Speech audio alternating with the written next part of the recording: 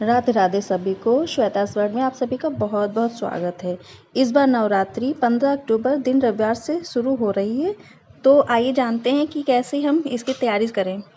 आइए जानते हैं कि बहुत ही कम सामग्री में हम माता रानी की पूजा कैसे करें नवरात्रि में। सबसे पहले एक पाटा या चौकी लेंगे और उस पर एक लाल कपड़ा बिछा देंगे। फिर माता रानी को उस पर आसन देंगे और कलश स्थापना के लिए सबसे पहले तो चावल के दाने ले लेंगे जो कि टूटे हुए ना हो। फिर उससे अष्टदल बनाएंगे। आप चाहें तो आटे से भी चौक पूर सकते हैं। अगर आप विधिवत पूजा करना चाहते हैं तो कलश स्थापना जरूर करें। हर प्रकार की पूजा में कलश स्थापना जरूरी होता है और कलश स्थापना के लिए इस प्रकार की एक मटकी ले लेंगे, नहीं तो फिर किसी पीतल का लोटा ले लेंगे और उसमें कलावा बांध देंगे। मैं आपको सिर्फ पूजा का डेमो दिखा रही हूँ। मेरी तो ये सजी हुई मटकी एक रखी थी जिससे मैं आपको बता रही हूँ।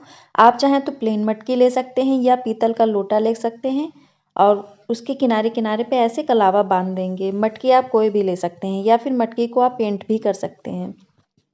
मटकी को ऐसे सूना नहीं रखा जाता, उस पर कलावा बांधना जरूरी होता है। फिर मटकी में जल भरकर उसको आसन देंगे। मटकी में एक हल्दी, एक सुपारी और एक सिक्का डाल देंगे। अगर हल्दी की गांठ ना हो तो आप पिसी हुई हल्दी भी इसमें डाल सकते हैं। फिर उसके बाद एक कटोरी में चावल भर के इसको ढक देंगे। अब मटके में आम के पत्ते या अशोक पत्ते आप जरूर लगा लें और उन पत्तों पे हल्दी और रोली का टीका जरूर लगा दें। कोई भी पूजा शुरू करने से पहले दीपक जलाया जाता है, तो सबसे पहले दीपक जला लेंगे। दीपक या तो आप अखंड ज्योति जलाएं या फिर आप सुबह शाम का दीपक जलाएं, ये आपके सामर्थ्य पर निर्भर है। फिर उसके बाद गणेश भगवान को आसन देंगे। किसी भी पूजा में सबसे पहले गणेश भगवान की पूजा करी जाती है, तो सबसे पहले गणेश भगवान को आसन दे देंगे।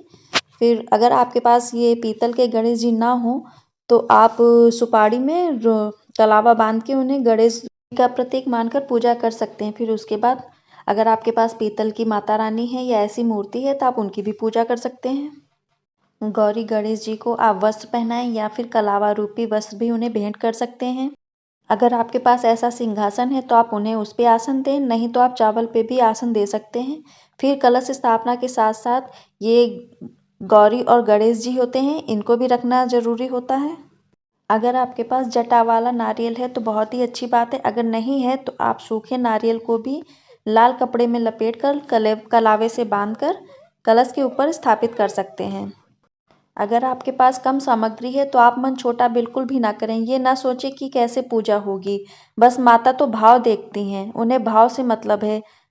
क्योंकि पूजा के विस्तार की तो कोई सीमा ही नहीं होती। हम कम से कम में भी पूजा कर सकते हैं और ज़्यादा से ज़्यादा सामग्री में भी हम पूजा कर सकते हैं। अगर हमारे भाव नहीं है तो पूजा करने का कोई मतलब नहीं है। हमारे मन के भाव अच्छे होने चाहिए, माता को समर्पित होने चाहिए, तभी हमारी पूजा सफल भी होती है, चाहे सामग्री हमारे पास कम ही क्यों ना हो। जो लोग दवाइयाँ खाते हैं वो अपनी दवाइयाँ खा के व्रत रख सकते हैं और जिनके शरीर में सामर्थ्य है वो व्रत रखें और जिनके शरीर में सामर्थ्य बिल्कुल नहीं है वो व्रत ना रखें। सिर्फ सुबह शाम माता की आरती कर लें, पूजा कर लें, इससे भी माता प्रसन्न होती हैं। अगर आपके पास चुनरी है तो माता को चुनरी अर्पित करें, माला पहनाएं और गणेश जी को दूब चढ़ाएं। गणेश जी को दूब अत्यंत प्रिय है और भोग में बतासे और मिश्री का भोग लगाएं। माता को मखाने और मिश्री का भोग लगाएं। अगर आपको पान का पत्ता मिल जाता है तो पान के पत्ते पे 2 लौंग और इलायची रख के माता को भोग लगाएं। माता को लौंग और इलायची बहुत पसंद है। सिंदूर या रोली से माता को टीका लगाएं। गणेश भगवान को भी टीका लगाएं और कलश को भी। अगर आपको फूल आसानी से मिल जाए तो आप माता को फूल अर्पित करें। माता को लाल फूल बहुत पसंद है।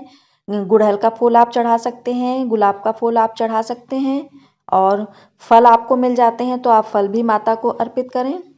गणेश गौरी की पूजा के साथ साथ आप कलश की भी पूजा करें। कलश पे स्वास्तिक का चिन्ह बनाएं और स्वास्तिक को दोनों तरफ से बंद कर दें। फिर उसके बाद नारियल की भी पूजा करें, उस पे भी रोली अक्षत लगाएं। कलश की स्थापना नवरात्रि के पहले ही दिन होती है और तो आप कलश स्थापना के बाद आप इसे हिला डुला नहीं सकते हैं, ना इधर से उधर कर सकते हैं। माता एक बार स्थापित हो गई हैं तो 9 दिन तक इसी जगह पे स्थापित रहेंगी।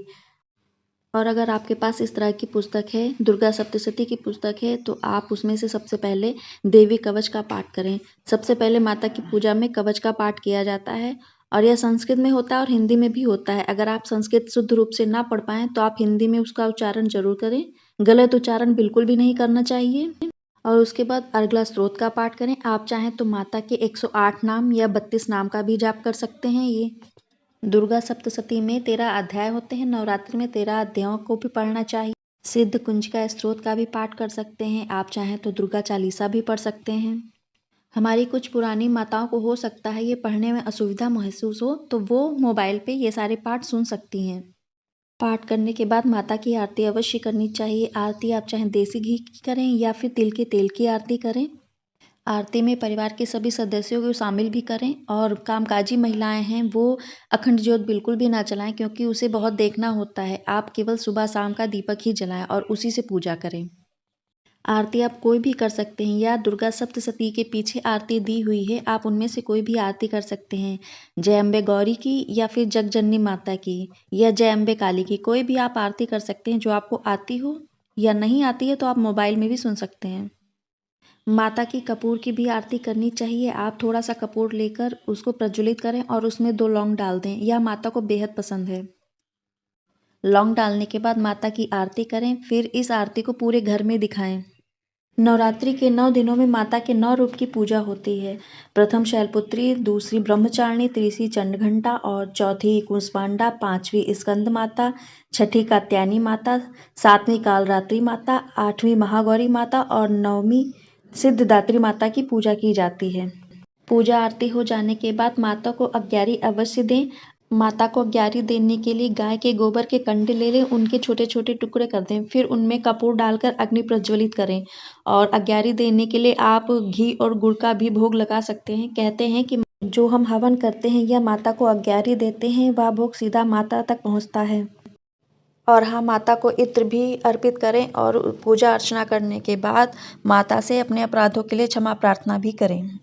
तो इस तरीके से बहुत ही कम सामग्री में आप माता की पूजा कर सकते हैं। और एक महत्वपूर्ण बात और भी है कि जो हमारी माताएं जिन्हें उठने बैठने में असुविधा होती है, जिनके घुटनों में प्रॉब्लम होती है, वो माता की चौकी एक मेज पे लगा लें, ऊंचा आसन उनको दें और स्वयं कुर्सी पे बैठ सकती हैं। कुर्सी पे अपना आसन बिछा लें, फिर आराम से माता की पूजा करें। माता भी आपकी समस्याएं समझती हैं। और जो सामग्री आपको पूजा में ना मिल पाए उसका मानसिक रूप से ध्यान करके माता को अर्पित करें। चलिए, उम्मीद करती हूँ यह वीडियो आपको पसंद आई होगी। अगर यह वीडियो आपको जरा सा भी अच्छी लगे तो हमारे चैनल को लाइक करें, सब्सक्राइब करें।